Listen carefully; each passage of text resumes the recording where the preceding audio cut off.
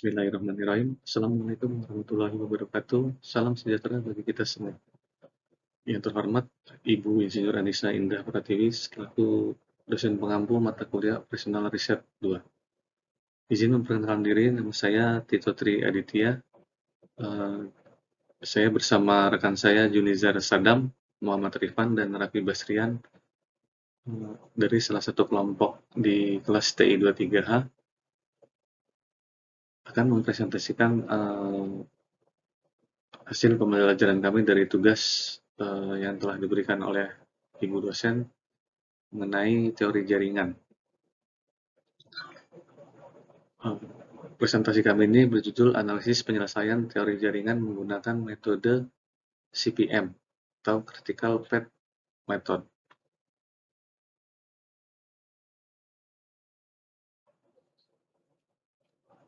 Pada kesempatan ini kami mencoba melakukan simulasi dengan judul proyek pemasangan atap baja ringan pada carport. Untuk yang pertama, kegiatan yang pertama ialah pembersihan area carport dengan kode A.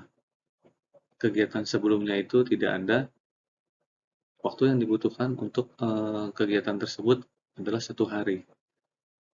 Untuk kegiatan nomor 2, itu perencanaan dan pengukuran.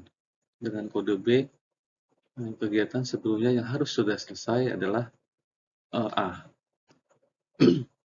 Untuk kegiatan B ini dibutuhkan waktu selama 2 hari. Lalu untuk yang ketiga yaitu pembuatan gambar kerja dengan kode C. Kegiatan sebelumnya yang harus sudah selesai adalah kegiatan B. Untuk waktu dari kegiatan pembuatan gambar kerja dibutuhkan kurang lebih 2 hari. Selanjutnya yaitu pembuatan RAB dengan kode D dan kegiatan sebelumnya yang harus sudah selesai yaitu kegiatan pembuatan gambar kerja. Untuk pembuatan RAB atau rencana anggaran bangunan ini kami membutuhkan waktu kurang lebih 1 hari. Yang kelima yaitu kegiatan persiapan dan order material. Kegiatan ini kami beri kode E. Dan untuk kegiatan sebelumnya yang harus sudah selesai yaitu kegiatan B. Di mana kegiatan B ini adalah perencanaan dan pengukuran. Waktu yang dibutuhkan untuk kegiatan E atau nomor 5 itu selama 2 hari. Lalu untuk kegiatan ke-6 itu pemasangan rangka atap, kami beri kode F. Kegiatan sebelumnya harus selesai adalah persiapan dan order material. Waktu yang dibutuhkan untuk pemasangan rangka atap yaitu 5 hari. Selanjutnya kegiatan ke-7 yaitu pemasangan penutup atap atau pemasangan atap. Dengan kode G, kegiatan sebelumnya yang harus sudah selesai adalah kegiatan F, yaitu pemasangan rangka atap. Untuk kegiatan pemasangan penutup atap ini dibutuhkan waktu selama 4 hari. Selanjutnya yaitu pemasangan aksesoris. Kami beri kode untuk kegiatan ini adalah kode H. Kegiatan sebelumnya yang harus sudah selesai di sini ada 2, yaitu kegiatan G, yaitu pemasangan penutup atap, dan C, pembuatan gambar kerja. Kegiatan pemasangan aksesoris ini membutuhkan waktu 3 hari. Lalu yang terakhir adalah pengecekan dan finishing. Kami beri kode I. Kegiatan sebelumnya yang harus sudah selesai yaitu D. Dalam hal ini adalah pembuatan RAB dan H, yaitu pemasangan aksesoris. Waktu yang dibutuhkan untuk kegiatan terakhir ini adalah 1 hari. Selanjutnya, slide selanjutnya akan disampaikan oleh rekan saya, Junizar Sadam. Bismillahirrahmanirrahim. Assalamualaikum warahmatullahi wabarakatuh. Alhamdulillahirabbil alamin. Sebelumnya izin memperkenalkan diri, nama saya Junizar Sadam Hasyim. Di sini saya akan melanjutkan presentasi untuk menjelaskan gambar jaringan kerja. Seperti yang kita ketahui pada slide sebelumnya, yaitu tentang aktivitas dari proyek pembuatan karpot, yaitu terdiri dari 9 kegiatan ya. Nah, dari 9 kegiatan tersebut kita breakdown lagi, kita buatkan gambar jaringan kerja untuk mengetahui aktivitas-aktivitas serta waktu atau durasi dalam pengerjaan aktivitas tersebut, mulai dari aktivitas pertama sampai proyek itu selesai. Nah, untuk yang pertama di sini bisa dilihat yaitu satu itu menunjukkan sebuah kejadian, dan di sini ada A sama 1, dan A itu menunjukkan aktivitas dan 1 itu lamanya aktivitas tersebut. Nah, dari gambar jaringan kerja ini, yang pertama, kejadian pertama yaitu bisa disebutkan atau bisa diartikan yaitu kejadian 0, yaitu kejadian yang pertama. Nah, di sini ada keterangan WKC dan WKL. Nah, WKC itu artinya waktu kejadian cepat, dan WKL itu adalah waktu kejadian lambat. Nah, dalam proses atau penjelasan dari gambar jaringan kerja tersebut, di sini kita step yang pertama yaitu kita mencari WKC, yaitu waktu kejadian cepatnya dari setiap kejadian-kejadian yang ada.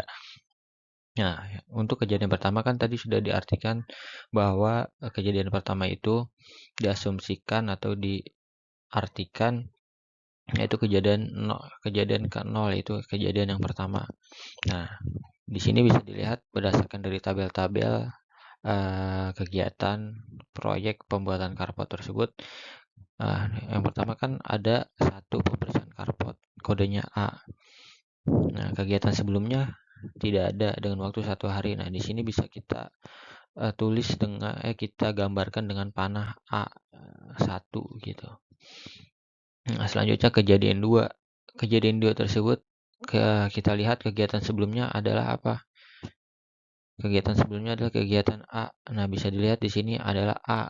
Kejadian 2 ini aktivitas sebelumnya adalah A dengan waktu 1 hari.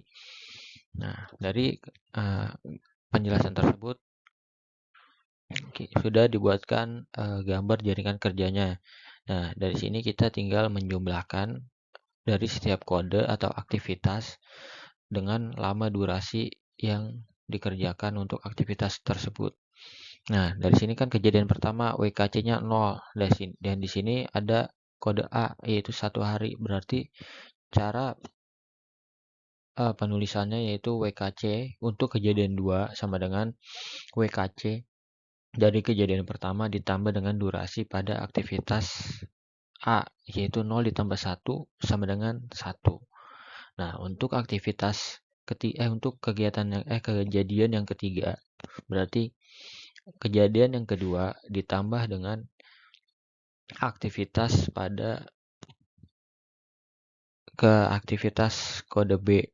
Nah, di sini kan bisa dilihat kegiatan atau aktivitas sebelum kegiatan B yaitu adalah A, artinya kegiatan B atau kejadian ketiga tidak akan terjadi sebelum kejadian kedua sudah terjadi dan aktivitas A sudah dilakukan. Nah, berarti di sini dari WKC-nya yaitu waktu kejadian cepat pada kejadian 2 ditambah dengan lama aktivitas pada kode B, hasilnya adalah WKC pada kejadian 3. Berarti 1 ditambah 2 sama dengan 3. Nah, di sini artinya kejadian 3 itu terjadi selama 3 hari. Nah, untuk kejadian selanjutnya yaitu ada kejadian 5 dan kejadian 4. Nah, kejadian 4 dan kejadian 5 ini adalah artinya kejadian di mana kejadian tersebut terjadi setelah aktivitas dari aktivitas C dan aktivitas E. Nah, bisa dilihat pada tabel proyek pembuatan karpot tersebut. di sini bisa dilihat. Nah, setelah kejadian 3, yaitu ada aktivitas C dan aktivitas E. Artinya di mana aktivitas C itu kegiatan sebelumnya adalah aktivitas B dan aktivitas E kegiatan sebelumnya adalah kegiatan B atau aktivitas B. Nah, berarti bisa digambarkan seperti ini, gambar jaringan kerjanya terpecah menjadi 2. Nah, untuk mengetahui WKC dan dari setiap kejadiannya, yaitu WKC pada kejadian 3 ditambah dengan durasi atau lama aktivitas pada aktivitas E. Nah, aktivitas E itu waktu untuk melakukannya yaitu sebesar 2 hari. Dan untuk aktivitas C itu lama pengerjaannya yaitu 2 hari. Nah, dari aktivitas tersebut kita ambil yang atas terlebih dahulu, yaitu 3 ditambah 2 sama dengan 5 dan 3 ditambah 2 sama dengan 5. Nah, untuk kejadian 4 dan 5 memiliki WKC yang sama, yaitu 5 dan 5. Nah, untuk selanjutnya kita lihat pada gambar yang atas terlebih dahulu untuk penyelesaiannya untuk aktivitas selanjutnya. Nah, di sini kan ada kode F, yaitu aktivitas F, di mana kita lihat aktivitas F, kode sebelumnya adalah aktivitas atau kegiatan E. Nah, bisa dilihat pada gambar ini, kegiatan F, kegiatan sebelumnya adalah kegiatan E. Nah, untuk mengetahui kejadian pada WKC kejadian 6, yaitu caranya yaitu dengan menjumlahkan WKC pada kejadian 5 ditambah lamanya aktivitas pada aktivitas F, yaitu 5 ditambah 5 sama dengan 10. Nah, bisa dilihat di sini 10. Nah, untuk selanjutnya G. Nah, untuk kejadian G, untuk aktivitas G yaitu kegiatan G, bisa dilihat kegiatan sebelumnya adalah kegiatan F. Nah, bisa dilihat pada gambar tersebut sudah menunjukkan bahwa kegiatan G sebelumnya adalah kegiatan F. Nah, untuk mengetahui kejadian 7, yaitu kan caranya sama seperti yang tadi, yaitu WKC pada kejadian 6 ditambah dengan lama aktivitas pada kegiatan G. Nah, kegiatan G kan durasinya yaitu 4 hari. Bisa dijumlahkan, berarti WKC pada kejadian 6 yaitu 10 ditambah dengan lama aktivitas pada aktivitas G yaitu 4. Berarti 10 ditambah 4 sama dengan 14.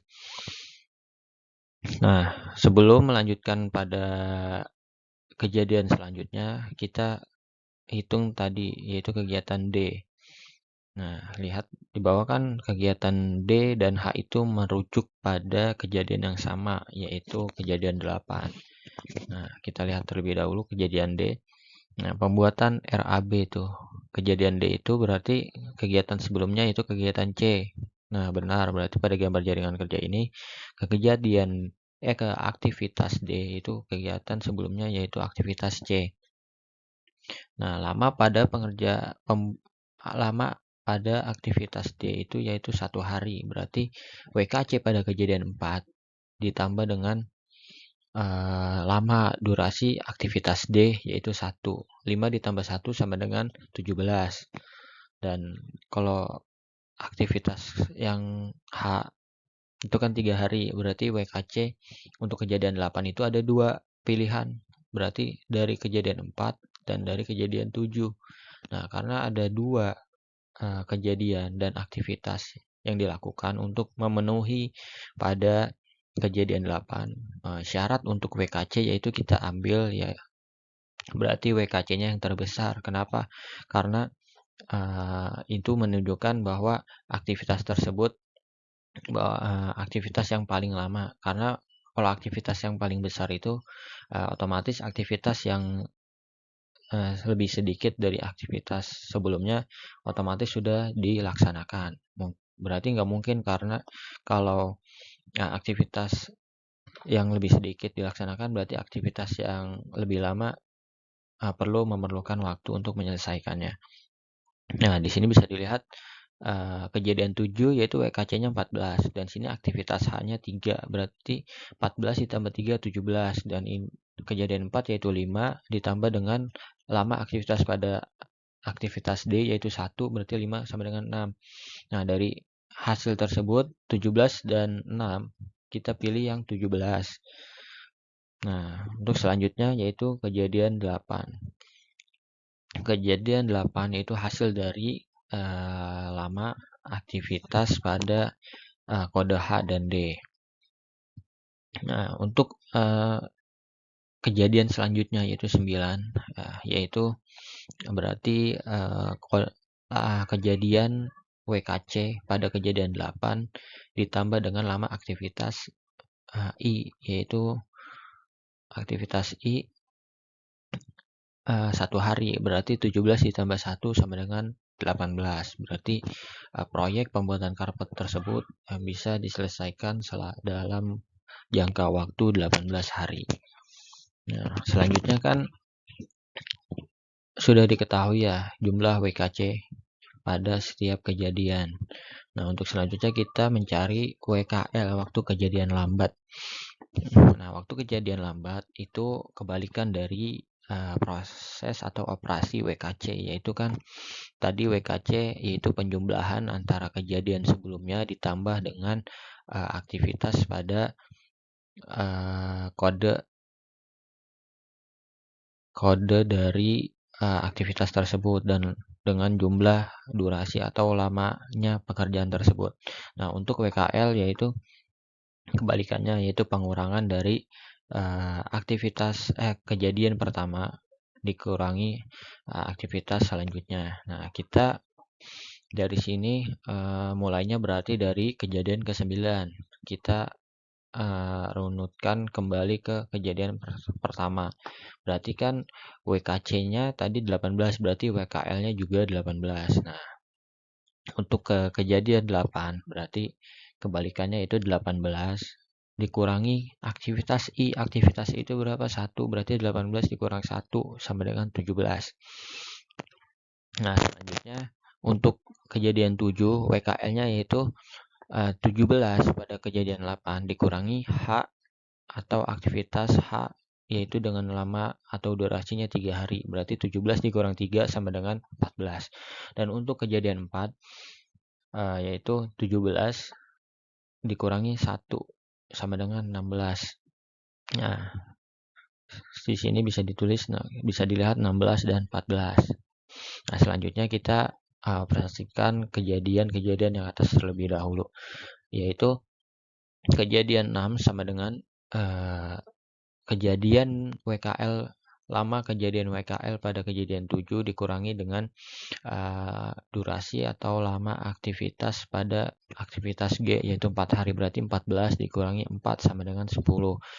Untuk selanjutnya kejadian 5 sama dengan lama WKL durasi WKL pada kejadian 6 dikurangi dengan aktivitas pada aktivitas F yaitu 5, berarti 10 dikurangi 5 sama dengan 5. Dan selanjutnya di sini kan ada dua pertemuan antara aktivitas E dan C, yang dimana aktivitas tersebut untuk menentukan kejadian dari kejadian 3. Nah, untuk pertemuan dari kedua aktivitas, kita pada kasus WKL ini berarti kita mengambil nilai terkecil, kebalikannya dari WKC. Kenapa terkecil? Karena terkecil berarti aktivitas tersebut diselesaikan lebih dahulu. Nggak mungkin kegiatan tersebut diselesaikan terlalu lambat gitu. Nah, bisa dilihat di sini berarti kejadian 3 ada dua pilihan. Berarti antara kejadian 5 dikurangi dengan aktivitas E atau kejadian 4 dikurangi dengan aktivitas C. Nah, di antara dua ini kita pilih hasilnya yang paling kecil, berarti 5 WKL pada kejadian 5 dikurangi dengan E yaitu 2. 5 dikurangi 2 sama dengan 3. Nah, sedangkan pada kejadian 4, itu 16 dikurangi 2 sama dengan 14. Nah, kita pilih yang 3 karena untuk menyesuaikan dengan WKC. Berarti di sini kita tulis sama dengan 3.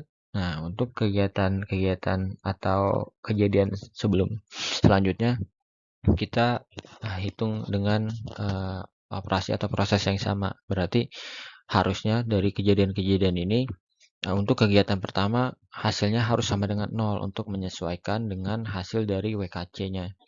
Berarti 3 pada kejadian 3 WKL-nya 3 dikurangi dengan aktivitas B. Aktivitas B itu lama atau durasinya 2, berarti 3 dikurang 2 sama dengan 1. Dan kejadian 1 berarti WKL pada kejadian 2 dikurangi dengan lama aktivitas A, berarti 1 dikurang 1 sama dengan 0.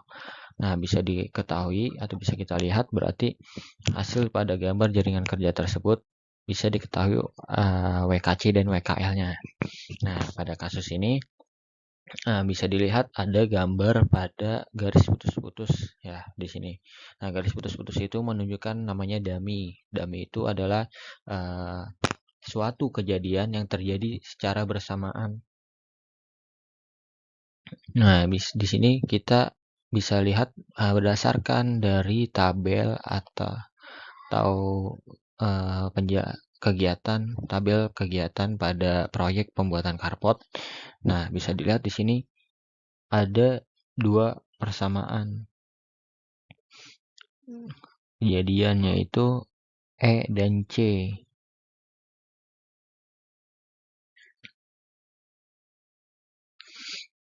Bisa dilihat di sini. Nah, bisa dilihat di sini tadi kegiatan E itu memiliki kegiatan sebelumnya B dan kegiatan C memiliki kegiatan sebelumnya yaitu B.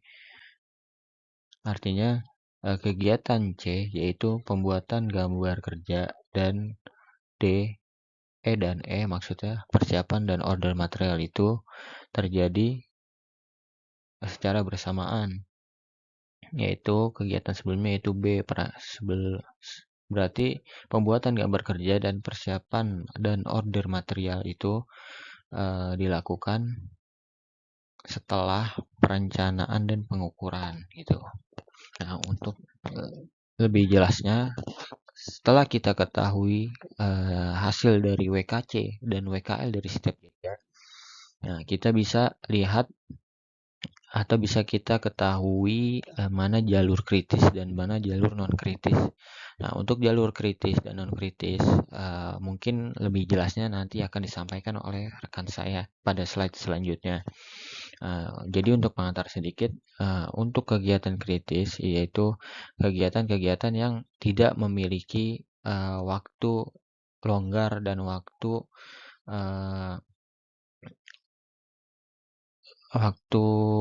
kelonggaran ya tadi. Nah, sedangkan jalur non kritis yaitu kejadian-kejadian yang bisa diberi waktu kelonggaran dan waktu menganggur gitu untuk menyesuaikan dari lama waktu dari setiap kejadian.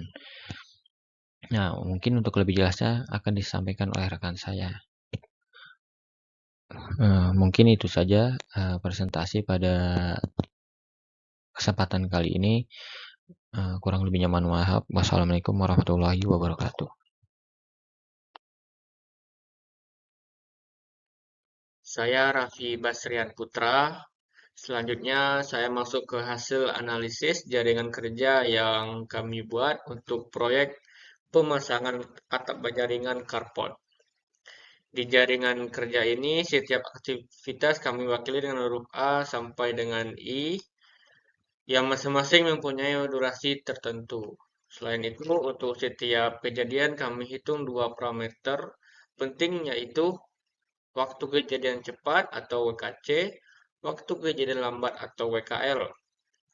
WKC menunjukkan waktu tercepat suatu aktivitas bisa terjadi, sedangkan WKL adalah waktu paling lambat aktivitas itu boleh terjadi tanpa mengganggu keseluruhan proyek. Dari tabel analisis, kami lihat nilai WKC dan WKL setiap kode, misalnya Di kejadian 1, WKC dan WKL sama-sama 0. Di kejadian 2, WKC dan WKL sama-sama 1. Di kejadian 3, WKC dan WKL sama-sama 3. Dan seterusnya. Nah, kalau di suatu jalur sama semua WKC dan WKL bernilai sama, itu menandakan jalur tersebut adalah jalur kritis. Di proyek ini jalur kritisnya adalah A, B, E, F, G, H, dan I. Jalur kritis ini sangat penting karena jalur ini menentukan total durasi proyek. Jika ada keterlambatan pada salah satu aktivitas di jalur ini, proyek secara keseluruhan pasti akan terlambat. Untuk jalur kritis ini, total durasi yang dihitung adalah untuk A1, B2, E2, F5, G4, H3, dan I1. Jika kita jumlahkan, totalnya menjadi 18 hari. Karena aktivitas di jalur kritis ini memiliki waktu mengembang total atau WMT sama dengan 0, maka tidak ada ruang untuk keterlambatan. Semua aktivitas di jalur ini harus berjalan tepat waktu supaya target penyelesaian proyek bisa tercapai dengan optimal.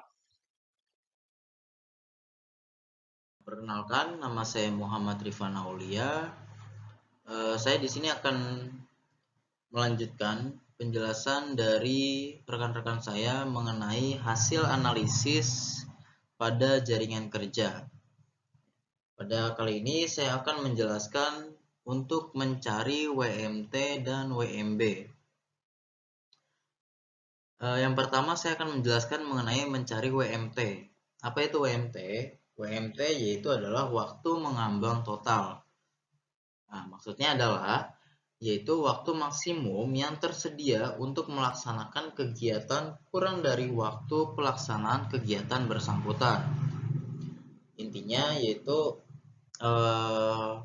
waktu mulainya atau waktu awal terjadinya atau waktu mulainya terjadinya proses non kritis, ya, jalur non kritis. Nah, untuk WMT ini, maka dari itu kita mengambil untuk proses nomor 3 dan 4. Kenapa? Karena proses 3 dan 4 itu merupakan proses awal terjadinya jalur non kritis. Untuk rumusnya, untuk mencari WMT yaitu adalah WSL atau waktu selesai paling lambat dikurangi dengan WMC yaitu waktu mulai paling cepat dan dikurangi dengan durasinya. Nah, untuk WSL perlu diketahui juga proses nomor 3 ini merupakan proses mulai dan proses nomor 4 ini yaitu proses selesai. Nah, ketika di sini kita mencari WSL atau waktu selesai paling lambat, maka yang kita ambil adalah data dari proses nomor 4 karena nomor 4 adalah proses waktu selesainya. Ya. Jadi, untuk WMC untuk waktu mulai kita ambil dari proses 3 karena proses 3 merupakan proses mulai. Seperti itu. Nah, untuk WSL kita ambil dari proses 4, tetapi kita ambil yang waktu paling lambat. Jadi yang di bawahnya ya.